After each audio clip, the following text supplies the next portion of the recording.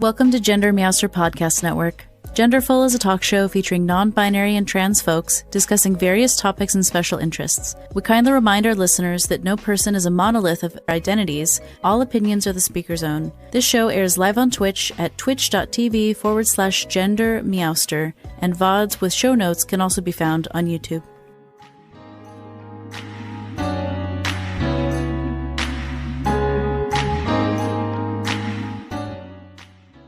Hello everyone, I'm GenderMeowster and I use they/them pronouns.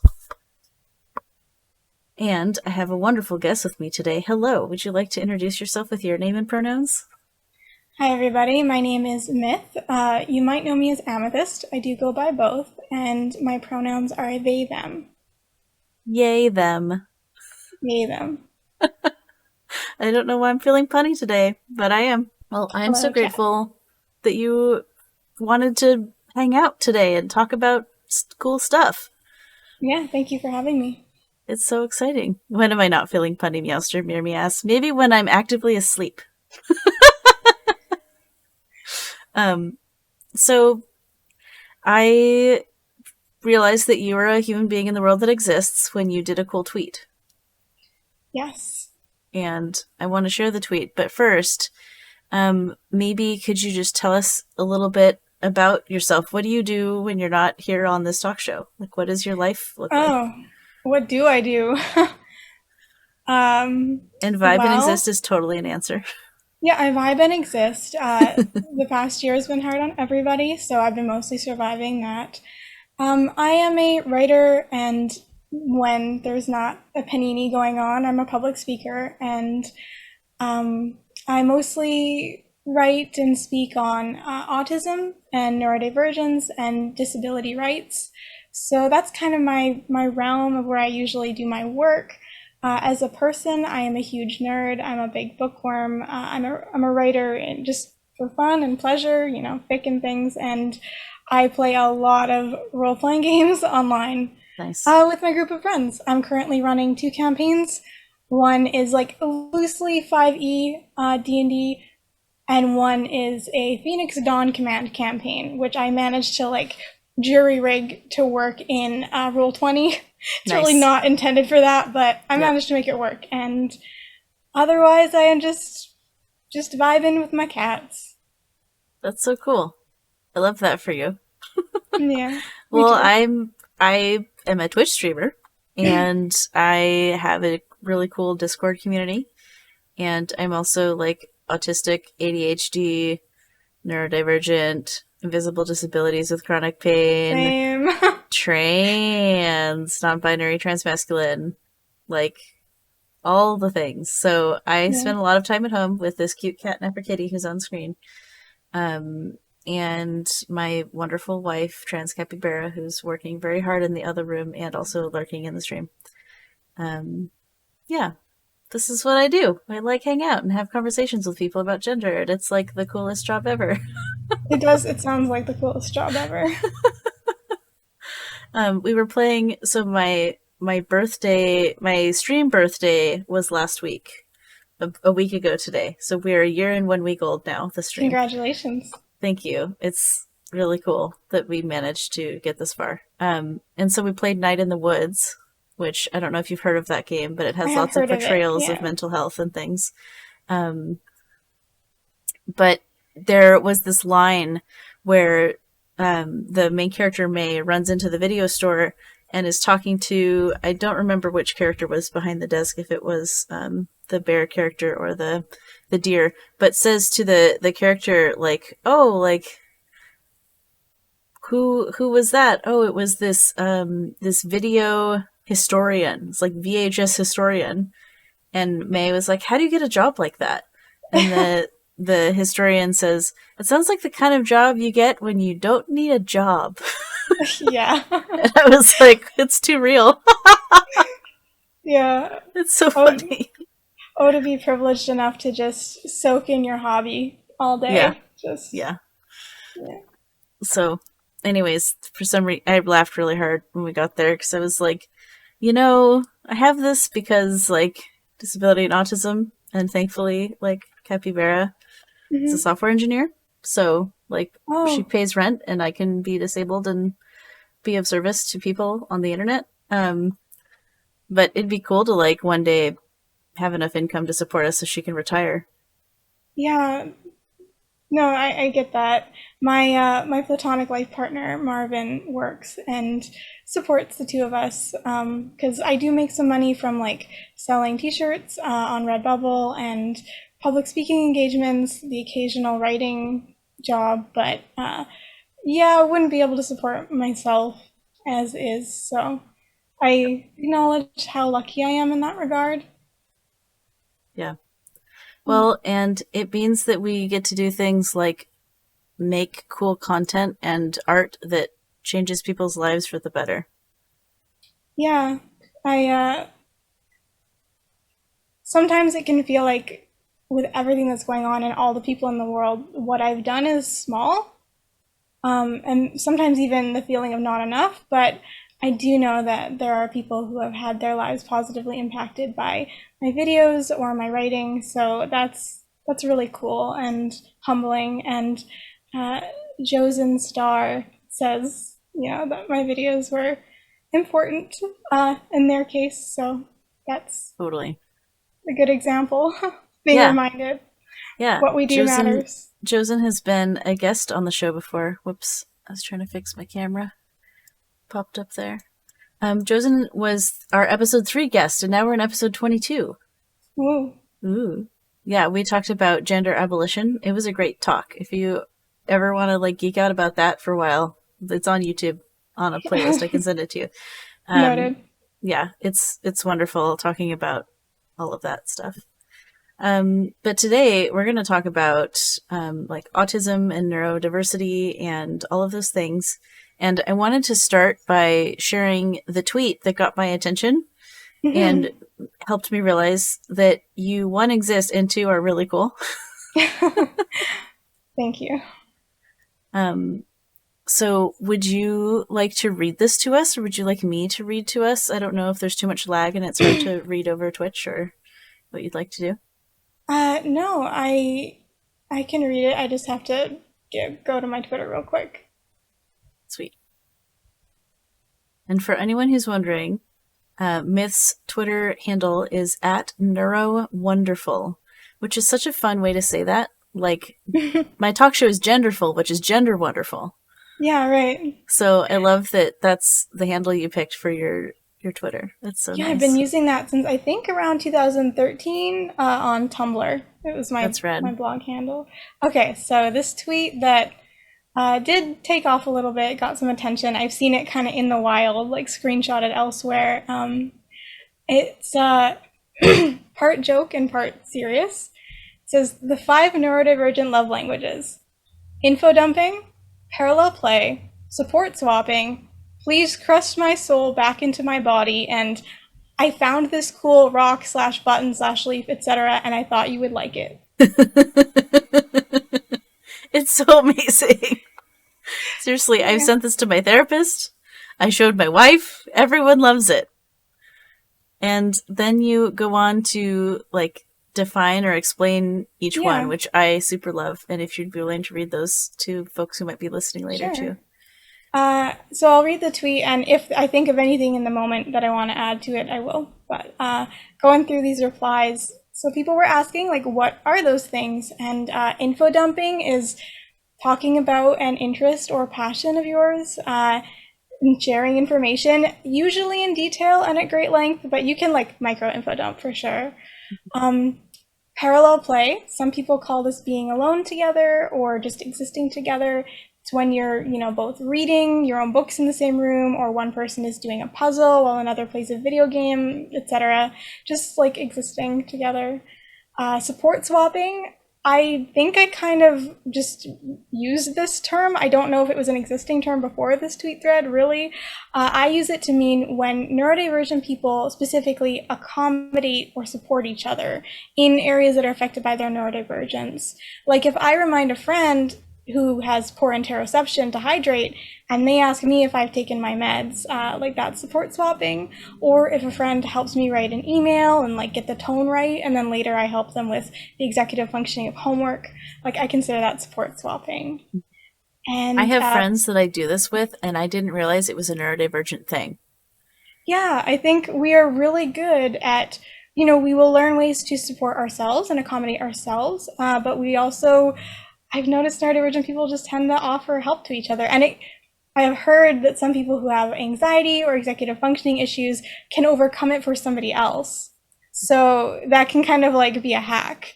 Yeah. I'll help Also, you do your taxes, you help me do my yeah, taxes. exactly. And since making this thread, I had people reply to me, and so I learned about a term specifically more ADHD related, I think, called body doubling, which is where Mm. things like brushing your teeth or doing things you need to do that it involve executive functioning, getting started, are easier if somebody else does it with you or alongside you. Oh my So I gosh, guess yes. body doubling is kind of in that support swapping Yeah. It sounds umbrella. like a combination of parallel play and support swapping. I love that so much. Yeah, yeah. So, and then the last one is, the last two are, please crush my soul back into my body, which is basically just deep pressure input. Good. Hmm. Like Yeah, providing totally. that proprioceptive input can really like soothe your nervous system, and many neurodivergent people get comfort from like a weighted blanket. I take it a step further and I'm like, just put you on my me. Like, please Yeah, just like throw your legs over mine, like squish me, like give me a real good crushing hug when I trust someone. Like that's really, it's really good. Like it just deep is. pressure and put good. And then I found this cool rock, button leaf, etc. is like unconventional gift giving that is sharing things that are valuable or interesting to you as a sign of affection, or giving someone else something they know that they'd be interested in. Like my friend Leaf really likes rocks. So if I Hmm. find a cool rock, not even like a tumbled stone, but just like a cool rock somewhere, I'll probably pick it up and think of them and give it to them later, because neurodivergent people might have interests that neurotypical people might kind of side eye, or if not, like disapprove of, just think is a little odd. But if we give you a leaf or a rock or I don't know, a cool stamp or something, like Hmm. it's an expression of affection, and even if it's a little odd, it's, I think, just as valid. Totally. Well, it's so wonderful to see this tweet and the thoughtfulness that went into it, and I just think it's really cool that you want to like hang out and be my guest today. So thanks for talking about more of the stuff. It's like I feel like during pandemic, especially, neurodiversity has become a special interest.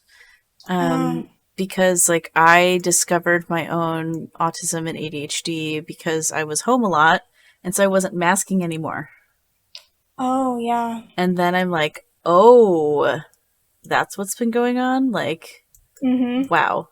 I'm It thinking helps. that might not be an uncommon experience, Yeah, honestly. no, yeah. I think a lot of people have had that, and so it's like, um, my my wife has been out as autistic for a couple of years now, and sort of I think she realized she was trans by realizing she had what used to be called female autism. Now there's like all kinds of Right. problematic ways that that's a whole thing Yeah. and blah blah. But um, she sort of realized her gender because of her neurodiversity, and so we she helped me sort of process me coming to terms with being autistic and telling other people in the world that I'm autistic, because there was all Yeah. this fear and there's so much like um I don't know, stigma around it. No, I get that. I totally get that. And I think it's so wonderful that you could have each other for that.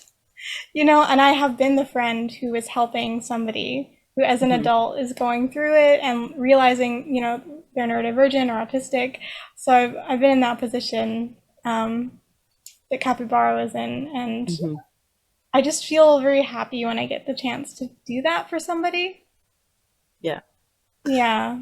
I also just want to say, like, stretching and stimming and, like, self-care is totally allowed on this podcast. So if you need to Noted. do a thing, like, please don't feel like you have to mask to talk about neurodiversity.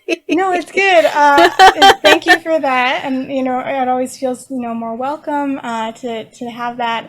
I do still, as much as I talk about how it's good to drop the mask when you can and how you should stim if you need to, I still have this, like, just, it's so ingrained in me where I try to sit still, especially when I'm, like, talking with my mouth with people. Mm-hmm. But I definitely, over the course of this conversation, you'll see me start to, like, stim with my hands more, maybe like rock a little bit. And it's not that not I'm not actively trying to mask. It's just it's so ingrained in me at this point to be charismatic, to do the facial expressions, to do the tone of voice. And I mean, there are times when I can relax a little bit, and I think this is one of those times. Be a little bit more myself. No. Doing heart hands. Sometimes I wiggle around so much I keep having to move my camera because I hacked it up by stretching. Yeah, that's a mood. It's all good though. Cool. Here's a fluffy question I came up with at some point. What is your favorite parallel play activity? Like I said, I'm a big bookworm, so I really like when you're in the same room with somebody and you're both reading something, like comics, you have a book, whatever. One of my fondest memories from a trip I took to LA, and I stayed with my friend Nick there, is that we had gone to a bookstore together, and then we just spent some time with what we had gotten, just reading in the same room, just having quiet, like, decompression time. And it's funny that in this, like, huge city with lots of fun things to do, and I did lots of fun things on that trip, that is a memory that really stands out to me, just because Nick's a good friend, and I just really appreciate having somebody who gets me in that way and can enjoy that kind of parallel play. I love that. We're being rated. Yes.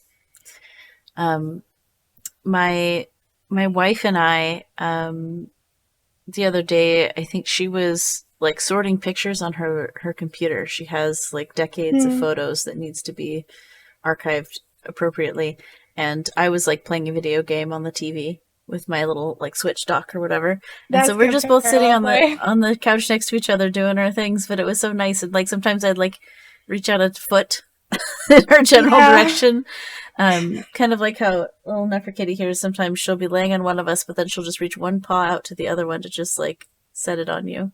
She likes to make sure she's cuddling everybody. It's adorable. Cats are masters of just existing together in the same space. Totally. Yeah, I like when you're parallel playing, and say if you're both on your phones, every once in a while you'll show a meme or something.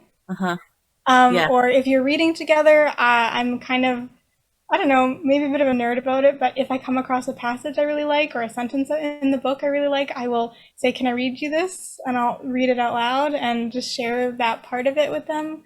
So just that existing together with like periodic moments of sharing, I find really comfortable. That's so nice. I love it so much.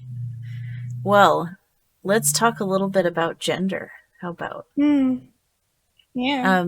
How has your relationship to gender evolved over time? So such a big question. Totally. The family I grew up in was, I didn't have a perfect childhood in a lot of ways. In some ways, it wasn't a good childhood. But something cool about my immediate family was that my mom didn't really go in for gender roles. And if my brother was interested in like pink and more like stereotypically feminine things, go for it. Like do what you like. And same went for me, but like to a degree. So there was always a little bit of like getting two messages at the same time. But in some ways, we were encouraged to just be ourselves, and I really liked that, but I didn't think much about gender. When I was around 13 or 14 is when I started seriously considering that I might not fully be a girl. And I had a friend at the time who one day, just out of nowhere in middle school, asked me, "Are you bisexual?" And I said, "What is that?" And he explained, it's when you like girls and boys. And in my mind, because I was so, I don't know, as an autistic, I'm kind of black and white thinker naturally, and I grew up in a heteronormative cisnormative society. So I thought to like a girl, you had to be a boy. And I thought to like a boy, you had to be a girl. So if you were bisexual, you liked both genders and were both genders at the same time. So I had this very wrong idea of what bisexual meant, but for a couple of years, that's kind of in my head how I identified. It Hmm. was like bisexual, like it kind of meant both non-binary and bi to me. Yeah, like Uh, bi gender and bisexual. yeah. Um, Later, I found the word genderqueer. I'm 30, so like when I was first exploring gender online as a teenager, there wasn't really the word non-binary yet, or Hmm. it wasn't super common. Yeah. What you saw much more was genderqueer. So for many years, just to myself, that's how I identified, and I took any opportunity to gender bend or cosplay or dress up in a costume that allowed me Hmm. to masculinize myself. A memory that really sticks out for me is in high school, we had a kind of medieval banquet where you were encouraged to come in costume and LARP, and there were professional actors there kind of performing like the court roles. That's And there was awesome. a little play that would happen throughout the night where some of the students were invited to like participate. And I went as the squire to my friend's night, and I went as a boy with the hair slicked back and the shirt and the belt and the sword. And then part of the plot of the evening, which we did not clear with the adults, and so we just started performing in the middle of this thing, and they couldn't stop us, was I'm revealed to be a woman in disguise. Like my friend actually like pulls my shirt open, revealing like that my chest is bound, and I'm like 17 at the time, just Hmm. totally dramatic and into it. And there ends up being the evening concludes with like my character being judged by the church and like put in the stocks Wow. for so like just I really enjoyed playing with gender, and even when I didn't have a very complete or accurate picture of what like transgender was or what genderqueer was, I really always enjoyed the chances I had to play around with it, and I was always very into stories of like Tamora Pierce's series, Hmm. Alana, who Hmm. was a young woman who pretended to be a boy to become a knight, and then I thinking back, it's so obvious that I was so upset when Alana is revealed to be a woman. Hmm. Like around the third book in this young adult Yeah. series, and she begins to, be called a woman and treated as a woman. I just something about it was disappointing to me, and I couldn't put my finger on why. And I really liked the movie Mulan as a kid, Disney's Mulan, and but again, there was like this sense of almost disappointment with how it turned out, not because it's a bad story or anything, just I was projecting and something wasn't quite coming to fruition the way I Hmm. wanted it to. And now I understand those feelings to be like that I'm loosely like trans masculine aligned. I think that's how I would kind of like place myself these days. Yeah. So that was an expression of that. And then really my special interest basically in gender took off around 2014 2015 era Tumblr, when I was on there. And when I first came to Tumblr, I did make some missteps. I said some things that I now cringe to like look back on, and it just makes me so grateful for the really lovely people in the community, many of whom are also autistic, who took the time to explain things to me and to explain terminology, and um, yeah, it gave me resources that really sparked an interest in gender in general, different cultures, gender, and things like that. And now here Yeah. I am. Here you are. Wonderful. Neuro wonderful and gender wonderful. Yes. I love it. Yeah. Um, do you, how does being autistic inform your gender? I have lots of Hmm. thoughts on this, like the crossover between the Venn diagram that is autistic and the diagram that is like Yeah. some gender beyond cis. And so I would love to hear your thoughts on it. Yeah. So sorry if you hear the plane going overhead. I recently wrote a piece for the book Sincerely Your Autistic Child, which is a collection of essays from autistic adults written to the parents, the hypothetical parents of autistic children, like what we wish our parents would have known. And my essay Mm-hmm. in particular was on gender and sexuality a little bit, but about how autistic people are more likely to identify as anything but cisgender. And there's a lot of really interesting research finally being done about that, some autistic led research, which is really neat. But we don't quite know exactly why yet. It might be that it's because gender is a social construct. like not meaning that it isn't significant and important to many people, but that it's one of those social things that autistic people can have a hard time parsing or seeing the need for. Like these gender roles that we're encouraged to conform to, we might be more likely to question it. It also might be that we are just more likely to come out and identify as anything but cis. So there is that interesting intersection with autistic people in general. We're more likely to be non-cis and non-het. For me, there was a little bit of obliviousness going on, especially in my early life as a child and young teen. I didn't catch on to a lot of the roles that I was supposed to be feeling that subtle pressure towards from society. I had to have them obviously explained to me. There were points in my childhood and early teens where my peers would say, "You can't do that. Like, this is the role you are supposed to perform." And until it was explicitly stated to me, I didn't just pick it up from like the media and things around. So there was some obliviousness happening in my early childhood, and then as a teenager, I felt very different in pretty much every way. I really resonated with stories of fantasy stories where someone finds out they're not really human, like they actually belong in some other fantasy land, or they're from some other planet, they're an alien. I just always felt different and a little distanced from my peers. And so I didn't have words for autism. I wasn't diagnosed yet. I didn't even really know what autism was. I didn't yet have words really for like transgender. So I just felt like there was something very weird about me, and it all kind of got lumped in together. And only later in life did I begin to kind of attempt to pull that apart and figure out like what parts of me that feel so different as gender, what part of it is neurotype. And the answer was that some of these things are impossible to untangle or pull apart because they're so linked. I do feel like, in a way that I'm not 100% sure about putting words to yet, being autistic and the neurotype I have does definitely influence my perception of gender. Sometimes I feel like it makes it a little bit difficult for me to pin down my own feelings. I am the kind of autistic person who tends to want facts and like objectivity, and to be able to make a pros and cons list, or to be able to categorize things. And taxonomy is really important to me. Having words is really important to me. So there was a time when I would get really frustrated around that 2015, 2016 era Tumblr learning stage, because I found these different micro labels and none of them were quite right. And I was feeling like maybe there was something wrong with me again, like that if I didn't quite fit into anything, is it possible that I'm even too weird for, being non-binary? But now I understand more that for some micro labels like demi boy or gender flux, or are very useful and validating, but for others it's just none of them quite fit. And so I've kind of come to the place of being okay with just the general terms of like trans or non-binary or genderqueer, and I'm okay with that these days, and I put less pressure on myself to fit into a box that might be super comfortable for someone else, but isn't quite right for me. Yeah.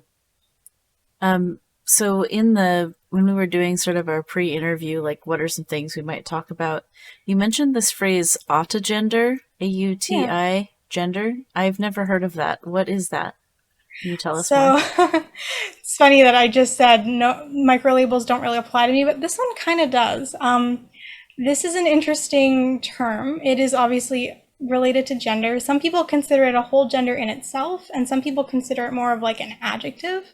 Like you could be autigender trans, or autigender trans masculine, or you could be autigender agender. It was coined around 2014, I think, by two blogs on Tumblr. One's URL was Autism Gender, and one was Esperance Girl. I don't know if either of those blogs are active anymore, but they were kind of the ones who coined it through a blog called MOGAI Archive at the time. And the definition is it's a little bit encompassing, because it's going to mean a little bit different thing to each autistic person who resonates with it. But it's when your autism and your neurotype so directly or all-encompassingly affects your gender, your concept of gender, your understanding of what gender is, that you can't you can't separate your autism and your gender.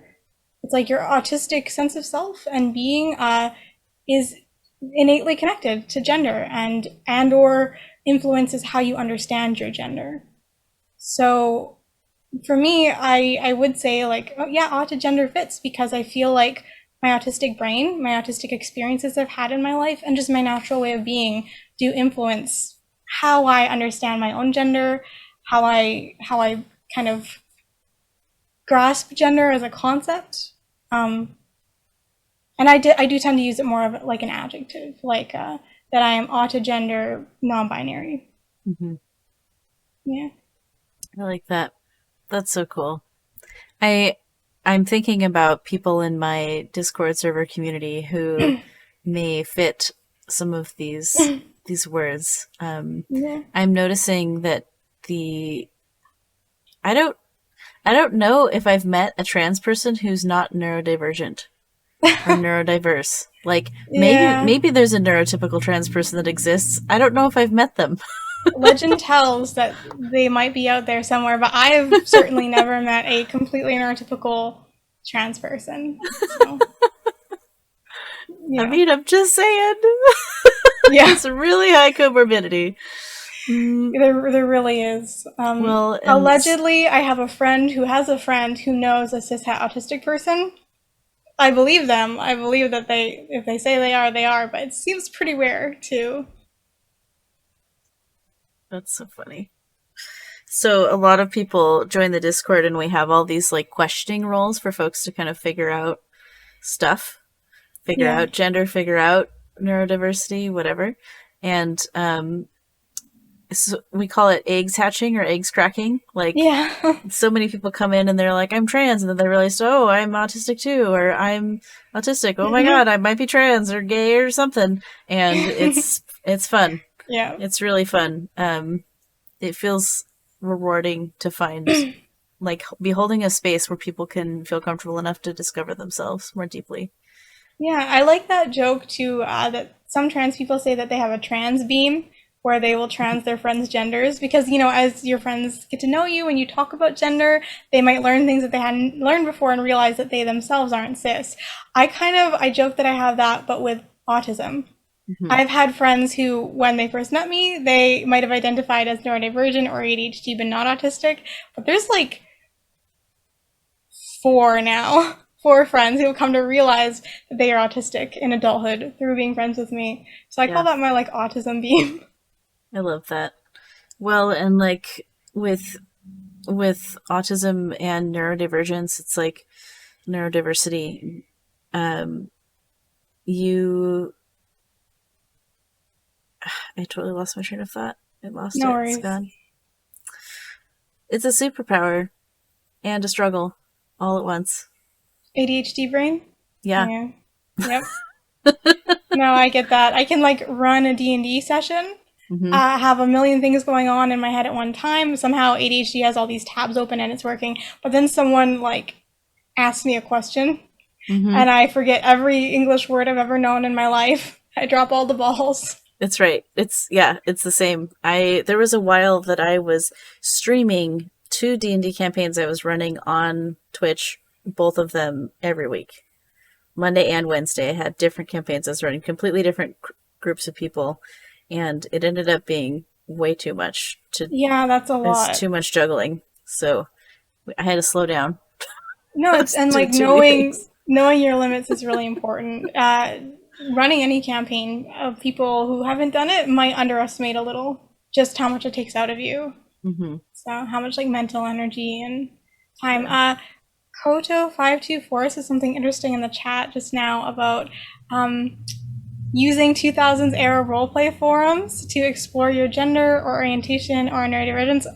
Wow, thank you for flashing me back to pro boards because yes, like that should definitely be a point on the timeline of my gender discovery because wow, I was very into text role playing. It was my primary hobby as a teenager and yes, I was absolutely exploring my gender and orientation in a way that was safe, right? Like it was at the time, the internet was still pretty anonymous and no one was putting their actual like name and stuff in their bio. And I could could say I was a guy if I wanted to, and then the next day I could say I was a girl, or I could just refuse to tell people my gender. I could play genderless characters in a role play, like be an alien or be an elf with no gender, and it was absolutely like a source of fun and freedom and self-discovery. And so yeah, shout out to like a 2000s era text role play on Gaia Online or like pro boards or whatever.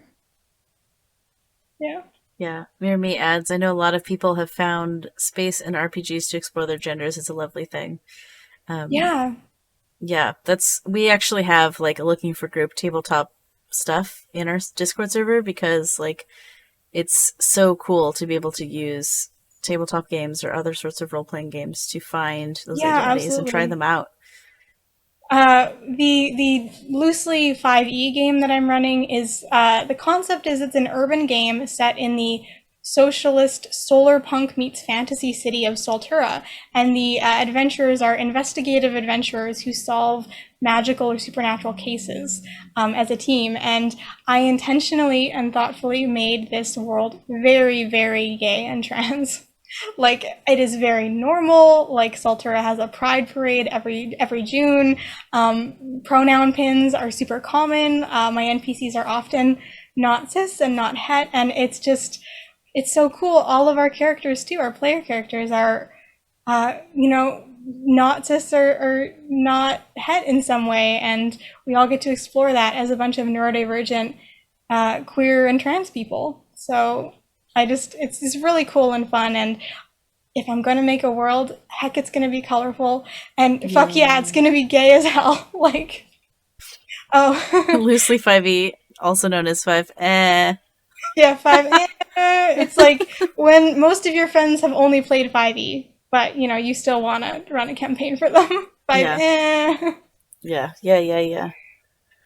It's been interesting. We played a lot of 5e in 2020, and then the two people of color in my group were like, we're so done with this. It's so racist the way that all the stuff is.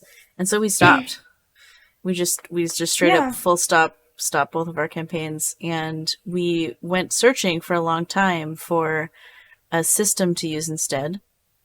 We had a lot of criteria, and we found and tried a lot of different things. And I think by the time we finally found the system that we thought would work well for us, we sort of lost steam as a group. Oh, yeah. To keep like doing the thing and streaming and whatever. So now we have like a private game with some of us, not all of us, some of us from that group.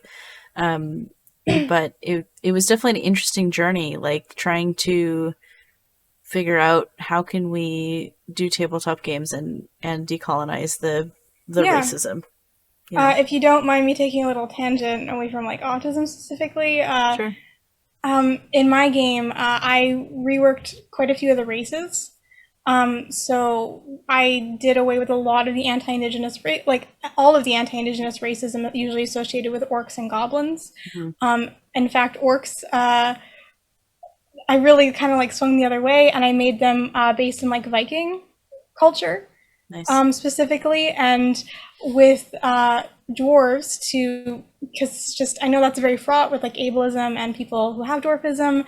There's all these mixed feelings about dwarves in fantasy. I instead made that race the Oramos, is what I named them, and they are like kind of mountain goat people. So they build their homes like into the sides of mountains, and they mine for ore and have a lot of the same like mechanical traits as dwarves, but the Oramos also get like cute horns and hooves, and they crave that mineral. So awesome. And then like I had goblins be recent arrivals from the Feywild who are new to this world, and they're not like understood to be monsters. Like they're just different. They're just little friends who have very like cooperative societies that are like matrilineal, and they're polyamorous, and I like project all of my own interests into these colorful little friends. My goblins are like an array of rainbow colors, and I just made it so there are no evil races in my D&D game, and wrote a lot of my own lore when it comes to the different races and classes to avoid as much as I could. And all of my players were on board with that. So it's worked out well for us. But what you did and what your party did, your table, is totally valid too. Like, I understand is totally wanting to divorce from Wizards of the Coast and just not have anything to do with that system. Like that's, Mhm. I feel those feelings too, right? So I Yeah. get it. There's the added layer of challenge where like there's something about my brain that Mm-hmm. makes it really hard to read books and learn the new things. And so like Oh, I learned D&D by listening to D&D podcasts for like a year before I ever played. gotcha. And so like it's it's been harder to find like recordings and things I can listen to and systems that I can learn by listening or watching. Because I just cannot get myself to sit down and read a whole book. And so, there was a while where we were doing a bunch of one shots of a bunch of different systems, and it was so stressful because it was like I have to learn a new thing every week. This is so much. Oh my god. Yeah, that that's a lot, especially depending on the complexity of the system you're using. Yeah. So I've made a lot of friends in the sort of indie tabletop realm who will like make a character with me. We'll like sit down and make a character. And I've just told them like I just need help because I'm overwhelmed and Yeah. I want to play, and also my brain though.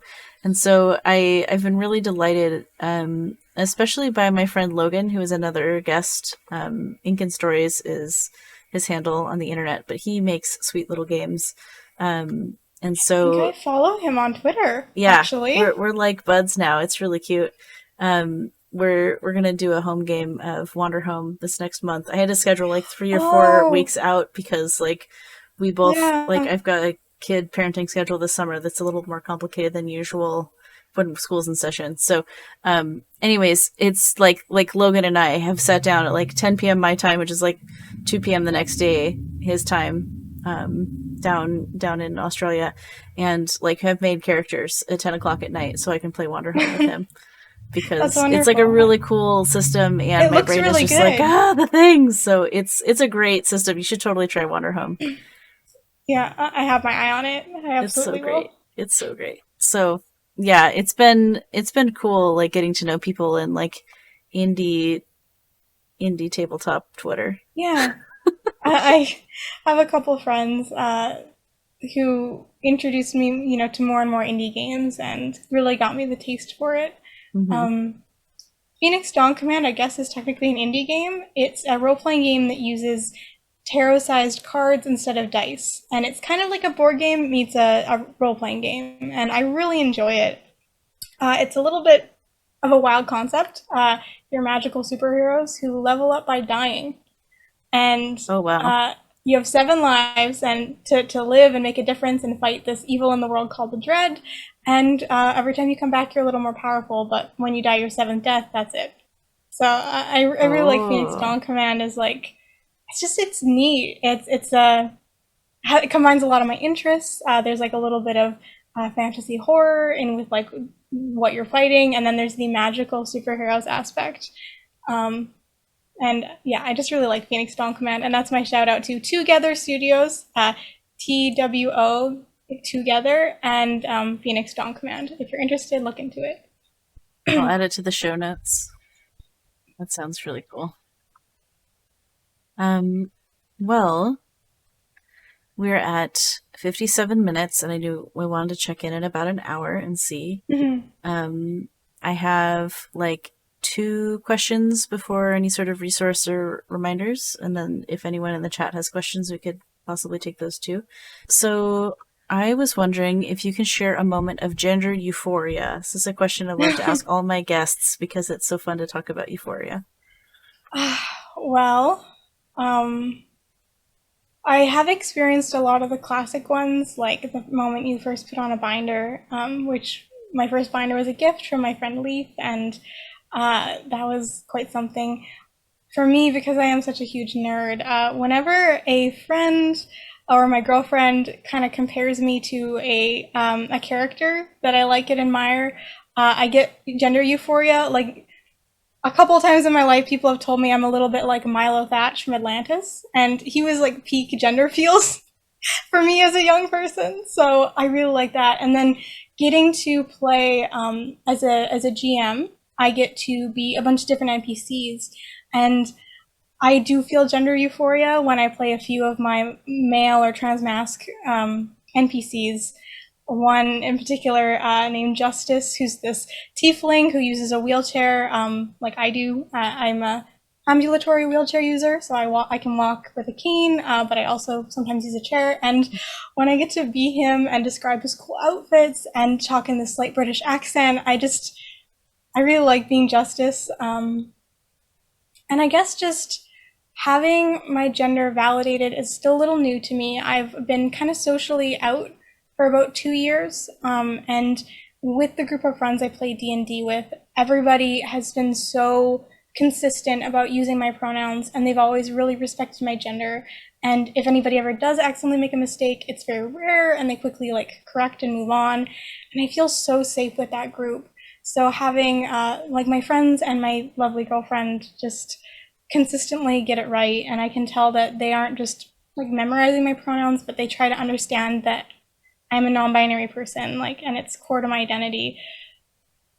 Having a friend group at all is new to me, and then that on top of it, it's like it's euphoric. So Yeah. yeah. Is there a fair bit of neuro wonderfulness in your friend group? Yes, we are all neuro wonderful to some degree. I think like 3 of 5 of us, 4 or 5 of us are autistic. So it's a really good group, and I accidentally stumbled into it. I don't know, a couple years ago, maybe a year and a half, and the fact that we all found each other and became such good friends. Like two of us are from the Netherlands, one of us is from Canada, that's me. 2 are from the U.S. The fact that we found each other and became such good friends is it's really cool. So I like So that. cool. I love that. No. I have a short story, and I think people who've heard the show and podcast have heard the story, so I'll keep it short. But whenever I turn on Zoom, I have this beard from my filter, and I forget that it's on there, and so every time I see it, I'm like, "Aw, there I am, being handsome and looking like me. It's so nice." You are very handsome. Oh, thank you. And it took me a minute to catch on that it's a filter. That's pretty good. Yeah, it's wonderful. It's so great. I love it so much. Okay, so my last sort of major question is, what would you like to make sure folks know about your perspective on gender and non-binary issues?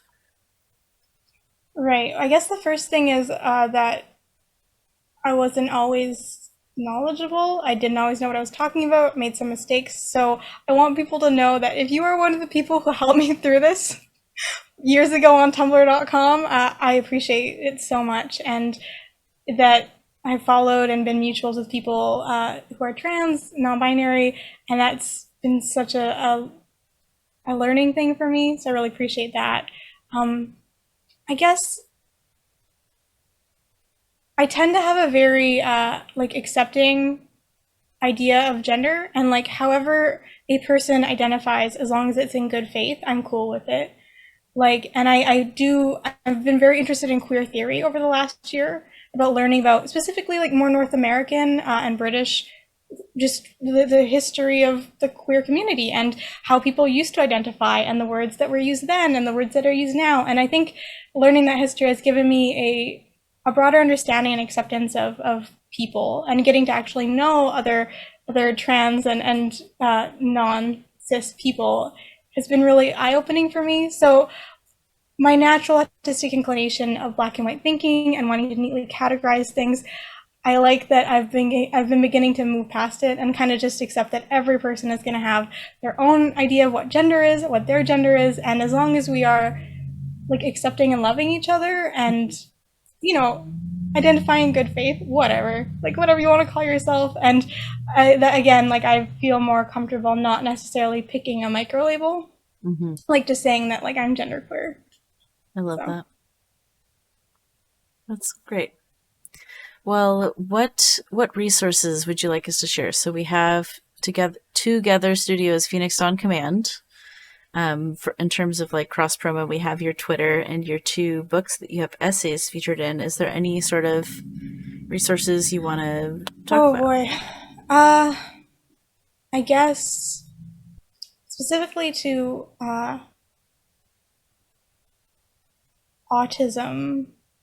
Gosh, sorry, I'm having like a bit of a mind blank moment. You know when you know a lot but then you Yeah. can't remember any of it. Yep. That's right now.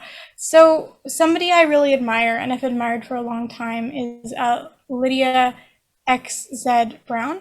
They are a non-binary Asian American autistic activist, and their work was really formative for my understanding of autism and autistic justice and disability justice.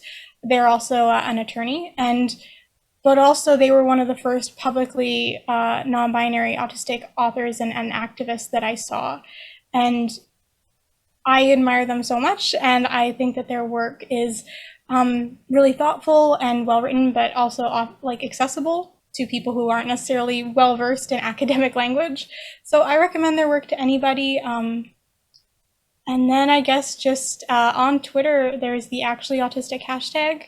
So if you are one of those people who, over the course of this last year, you might be thinking, oh, maybe I'm not as neurotypical as I thought, I find that one of the best ways to learn and share with other people who might have similar experiences is just going straight to the source of other autistic people. So Absolutely. I think that while it's a big tag and there's a lot of people in that tag, you can find some good resources and also just see what autistic people say about themselves and their experiences. And if that happens to resonate with you, then that's your starting point, right? For what you honestly, want to look into. the meme subreddits for autism and ADHD have been such a huge awakening for me. Yeah. And I know it's just autistic people shitposting about being autistic, but actually though, it's very helpful. It's such an accessible format, and it's not as intimidating as a big long blog post that uses a lot of medical terminology. You're hearing interoception and executive functioning and apraxia. You're like, what's that? But memes are a lot more accessible and can be a really good way of learning. Yeah, that's so fun. Oh my gosh, can't believe how much I've learned from memes. It's wild. That's me with the meme kind of subreddits for trans people and non-binary people. That cracked me real good a couple years ago. Yeah, totally. Yeah. We have one post from the chat. It came up during, I guess, our parallel play talk. Does parallel playing single player games together count? Absolutely. Yeah. That's as long as you're kind of in the same general area and just doing your own thing, I think that's totally parallel play. My partner and I do that. We both play Animal Crossing New Horizons at the same time. He'll be on the television on our main Switch, and I have my own little Switch Lite. And I'll just be in my beanbag chair. He's on the couch, and every once in a while he'll say, "Oh, I got this giant shark or something," or I'll say, I forgot it's the bug hunt today. So totally parallel play. I played a lot of Animal Crossing last year. So much Animal Crossing. Yeah, I got really into it. Actually, I think I've eased up to playing maybe every other day, but well into March, April of this year, I was still playing every day, and I was one of the only people in my friend groups who were logging on every day. So it was a real source of comfort for me over the past year. There's a special form of grieving that happens when you feel a special interest starting to slip away. Oh, a moment of silence for all the special interests and hobbies that I've had and started, and then fond memories, but I don't touch them anymore. Yeah. Yep. It's so interesting because when you're in it, you're like, I'm going to do this forever. Yeah. This is for me. That's what my brain says. This is it. This is my forever thing. And then there's some switch happens and I'm like, I'm over it. I'm done. For me, there's some interests that I have had my whole life, and they kind of become core interests of mine. I'm a hobbyist herbalist, and I grow my own herbs on our balcony here in our condo. I've been into that since I was 13. That's been a special interest for me, along with mythology and folklore, cats. But then there are the smaller things that come and go. I'll be really into a certain video game or a certain kind of crafting or whatever for a while, and a certain show. And then you feel that it's new relationship energy, but for an interest, you feel it begin to fizzle out. Yeah. Sometimes they stay in your life and become beloved friends, and sometimes you say goodbye. You kiss the special interest goodbye. Yeah. Yeah. I feel cats and video games are always going to be special interests, but like the Yeah. specific video game is going to change a lot. Yeah, I get that. For me, right now, I'm trying to finish up Divinity 2, or Divinity Original Sin 2, and but like it's fizzled out for me. Like the Mm-hmm. special interest isn't there anymore, so I'm like pushing through to finish it, and Mm-hmm. I'm lying in wait, waiting for my next like video game special interest to come along. I know Yeah. it'll happen. Mm-hmm. Yeah, Near me says that's a big game to actually finish. it Um, is. Yeah, and I tend to want to do all of the side quests, so Me it's just too. taken I me a always want while. to do all the things. I don't want to miss out. What if there's a trans person in the game and I don't find them because I didn't do Exactly. the side quest? I found a couple gay couples, so I'm like Yay! I take screenshots and send them to my girlfriend when I do find some gays. That's so So great. I love it so much. Oh, that's so fun. Yeah. I Have you ever played Breath of the Wild? yes, I've only gotten to like that first village that you get to. Mm-hmm. That's actually kind of my plan for when I'm done Divinity Original Sin 2 is I'm gonna get back to Breath of the Wild. I was really enjoying it. I bought a Nintendo Switch just so I could play that game. And even though now I have multiple games for the Switch, I still think if that's the only game I ever own for the Switch, it would still be worth it. Yeah, it's It's an such a good incredible game. game. Yeah, it's gorgeous. I love that early stage that where you haven't gotten any villages yet and you're just on your own. You're just Mm-hmm. climbing cliffs and you're just crafting delicious mushroom meals and Mm-hmm. it's just silence and nature, Mm-hmm. some birds occasionally. Yeah, it's Yeah. great. I recently finished a challenge run where I beat the whole game with 3 permanent hearts on hard mode Oh my because gosh. I'm that person. That's how Oh, much I okay, love Breath so of the Wild.